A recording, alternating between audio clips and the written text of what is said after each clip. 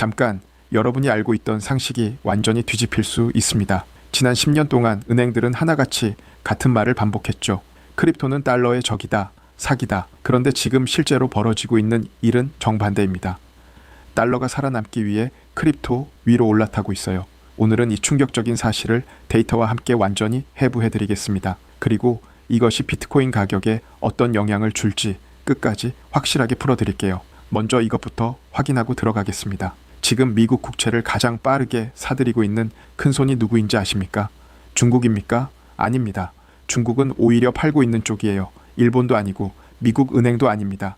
놀랍게도 바로 크립토 회사들입니다.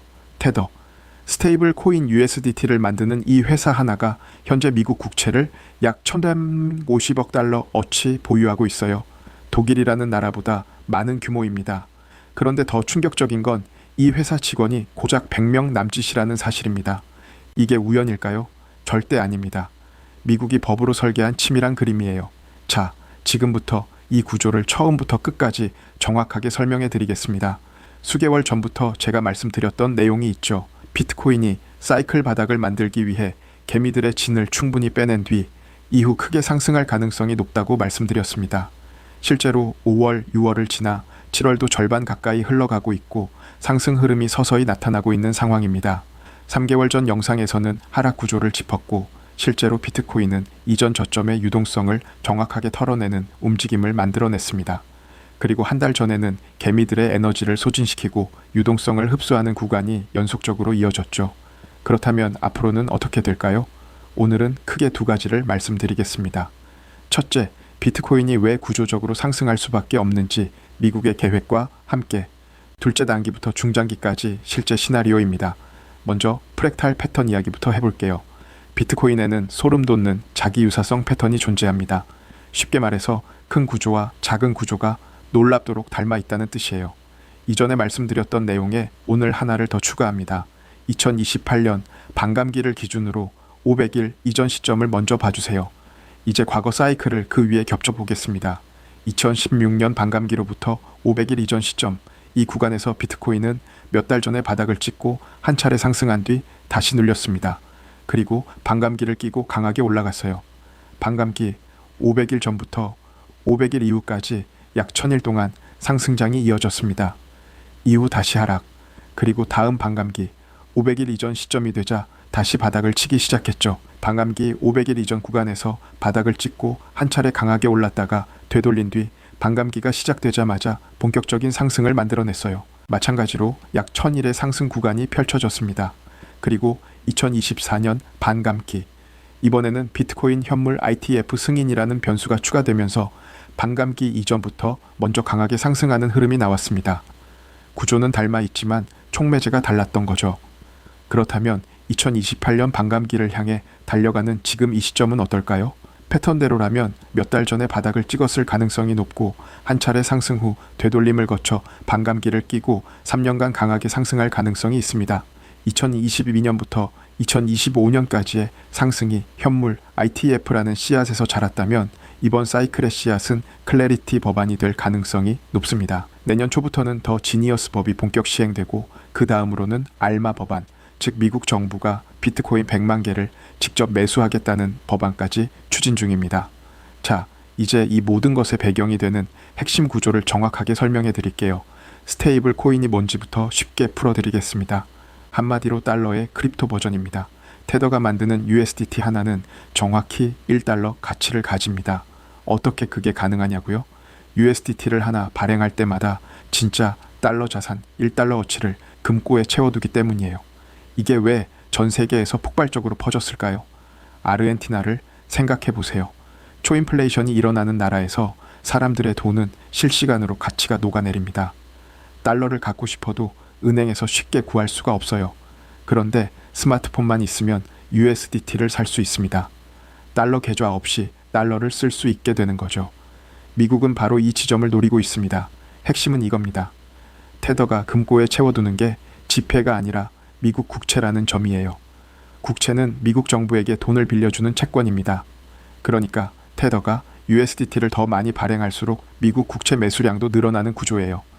현재 테더가 보유한 미국 국채는 약 1,850억 달러, 한국보다 많고 독일보다 많고 사우디아라비아보다도 많습니다.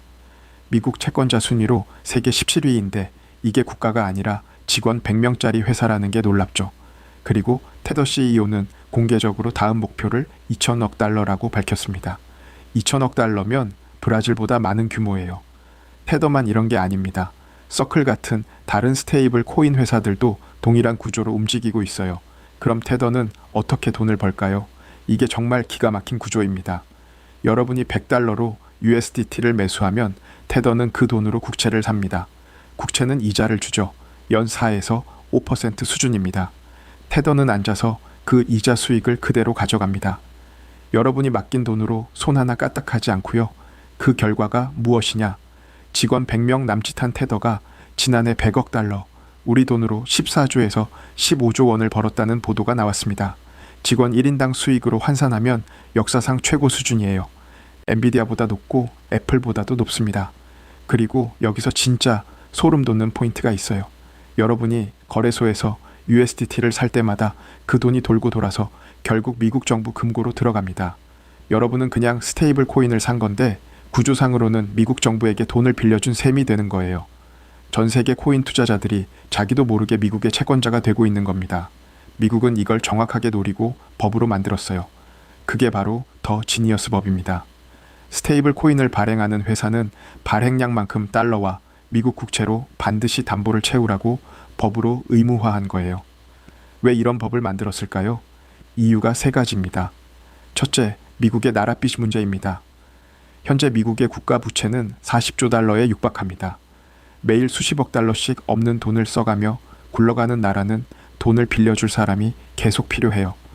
그런데 기존 채권자들이 하나둘씩 떠나고 있습니다. 중국은 미국 국채를 매도하는 쪽으로 돌아섰고 일본도 예전만큼 강력한 매수 주체가 되어주지 못하고 있어요. 발등에 불이 떨어진 상황인 겁니다. 둘째, 연준이 돈을 찍어내는 방식에는 한계가 있습니다.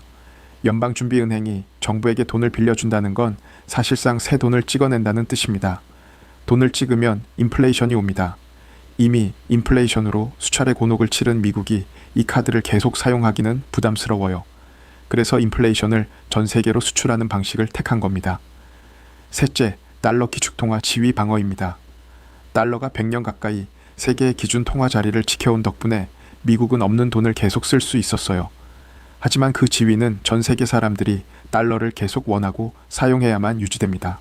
달러 이용자가 줄어들면 달러 가치가 흔들리고 인플레이션이 터지고 전체 구조가 무너지게 되죠. 이 세 가지를 하나로 묶으면 이렇게 됩니다. 미국은 새로운 채권자가 절실하게 필요한 상황이었고 그 해결책으로 선택한 것이 암호화폐 생태계라는 겁니다. 이건 제 해석이 아닙니다. 실제로 미국 백악관 공식 홈페이지에 올라온 더 지니어스 법 설명에 이렇게 명시되어 있어요.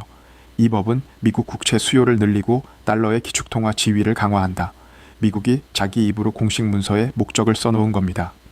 미국 재무부 장관 역시 스테이블 코인이 미국 국채 수요를 2조 달러 넘게 창출할 수 있다고 직접 발언했습니다. 이건 미국의 철저한 국가 전략입니다. 이 구조를 이해하고 나면 달러의 역사가 완전히 다르게 보입니다. 달러의 첫 번째 담보는 금이었어요. 달러를 들고 가면 금으로 바꿔준다는 약속이었죠. 이 금 본위제는 1971년 닉슨 대통령이 폐지하면서 끝났습니다. 그 다음 담보가 된 건 석유였어요. 1974년 사우디아라비아와 협약을 맺어 전 세계 석유 거래를 달러로만 하기로 했습니다. 석유가 필요한 나라는 무조건 달러를 보유해야 하는 구조가 된 거죠. 이게 바로 그 유명한 페트로달러 체제입니다. 그런데 최근 몇 년 사이 이 페트로달러 체제가 흔들리기 시작했어요. 석유를 달러가 아닌 위안화로 결제하겠다는 나라들이 등장한 겁니다. 그래서 미국은 세 번째 담보를 만들고 있는 거예요. 바로 암호화폐입니다. 금이 달러를 받쳐주던 시대, 석유가 달러를 받쳐주던 시대를 지나서 이제는 스테이블 코인을 통해 전 세계 수억 명이 스마트폰으로 달러를 쓰게 만들고 그 돈이 전부 미국 국채로 흘러들어오게 만드는 새로운 시대가 시작되는 겁니다. 그리고 이 큰 그림을 이해하면 지금 미국 상원에서 뜨겁게 논의 중인 클래리티 법안이 완전히 다르게 보입니다. 더 지니어스 법이 초석을 깔았다면 클래리티 법안은 그 위에서 굴러갈 암호화폐 시장 전체의 교통 정리입니다. 어떤 코인이 증권이고 어떤 게 상품인지 누가 감독할 건지를 명확하게 정의하는 법이에요. 미국 정부가 이 법에 힘을 쏟는 이유는 단순합니다. 이게 국가산업 전략의 다음 단계이기 때문입니다. 그렇다면 이 모든 것이 비트코인과 어떻게 연결될까요? 암호화폐 생태계가 국가 인프라가 되면 이 구조는 사라질 수 없습니다. 그 확신이 생기면 기관 자금은 계속 유입될 수밖에 없어요. 그리고 이 부채 구조가 유지되는 한 미국은 달러를 계속 찍어낼 수밖에 없습니다. 반면 비트코인은 발행량이 2,100만 개로 영원히 고정되어 있어요. 달러가 무한히 늘어나는 세상에서 공급이 제한된 비트코인의 가치가 장기적으로 어떻게 될지 방향은 명확합니다. 여기에 앞서 말씀드린 방암기 프랙탈 패턴까지 맞물리면 앞으로 3년의 흐름이 그려지기 시작합니다. 자, 이제 단기 시나리오로 내려와 보겠습니다. 6월과 7월에 걸쳐 비트코인은 60천 달러 구간 유동성을 털어냈고 이어서 58천 달러, 57,800달러 구간의 유동성까지 순차적으로 소화했습니다. 이 과정은 상승을 위한 준비 작업이었다고 볼 수 있어요. 앞으로 1주에서 2주 사이에도 시장은 개미들을 흔드는 움직임을 한 차례 더 만들어낼 가능성이 있습니다. 단기적으로는 변동성 구간이 남아있다는 점을 염두에 두셔야 해요. 중장기적으로는 클래리티 법안의 통과 시점, 내년 초 더 지니어스 법 본격 시행, 그리고 알마 법안으로 이어지는 흐름이 비트코인 상승의 구조적 연료가 될 것으로 보입니다.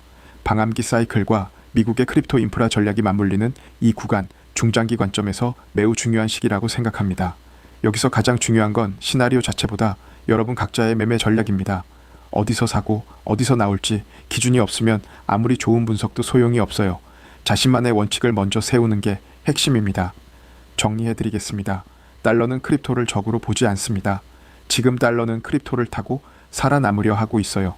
테더 하나가 독일보다 많은 미국 국채를 보유하고 있다는 사실이 이를 증명합니다. 더 지니어스 법, 클래리티 법안, 알마 법안으로 이어지는 미국의 암호화폐 입법 흐름은 우연이 아닙니다. 국가 부채 관리, 달러 패권 유지, 새로운 채권자 확보라는 세 가지 목적이 맞물린 치밀한 전략이에요. 그리고 그 구조 안에서 비트코인은 발행량이 고정된 유일한 자산으로서 독특한 위치를 가집니다. 물론 암호화폐 시장은 변동성이 매우 크고 예측대로 흘러가지 않을 수도 있습니다. 오늘 내용이 유익하셨다면 좋아요와 구독으로 응원해주세요.